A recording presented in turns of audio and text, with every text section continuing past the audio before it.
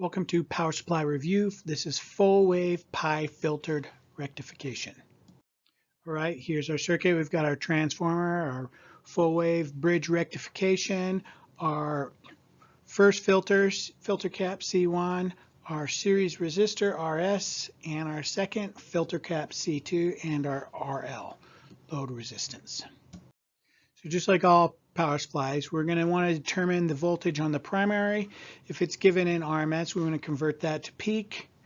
Then we want to use the turns ratio of the transformer to determine the secondary voltage. Now that we've got the secondary voltage, we can subtract off two diode voltage drops, 1.4 volts, from the secondary to get the Vmax at point A. So now we want to find the Vmax and Vmin at point A. We've got the Vmax. So that cap C1 is going to discharge through RS and not through C2, but through RL. So our discharge path is through RS in series with RL. And so we're going to set our V final to 0 volts. Our V in was the VC max at point A that we just calculated. And our discharge time for a full wave is going to be the inverse of 120 hertz. Frequency inverted equals time. And because it's full wave, it's 120 hertz. Okay, so now that we've got the max voltage at point A, we've just calculated the minimum voltage at point A. We can now find ripple peak to peak at point A.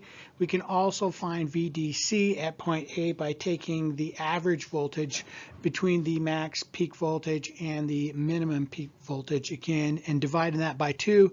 And again, that's all at point A. But we really want to find out what's going on all the way at the output, point B.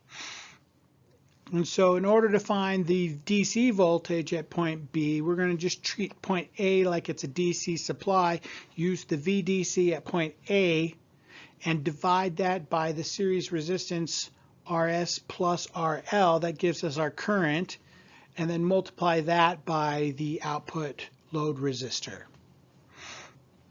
Now, we're going to do essentially the same thing, but from the AC point of view. We know what the ripple is at point A.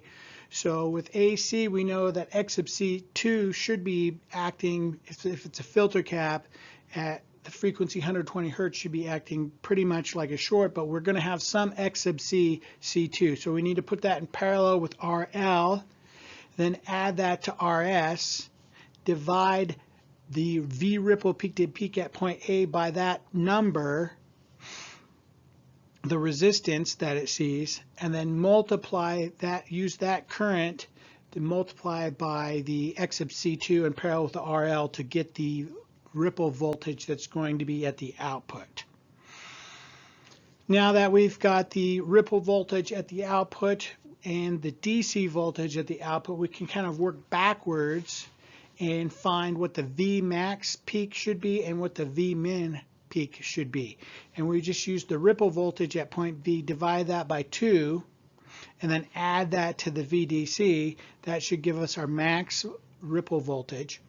And then we subtract from the VDC the same number, V ripple peak to peak at point B divided by 2. And that gives us our Vmin.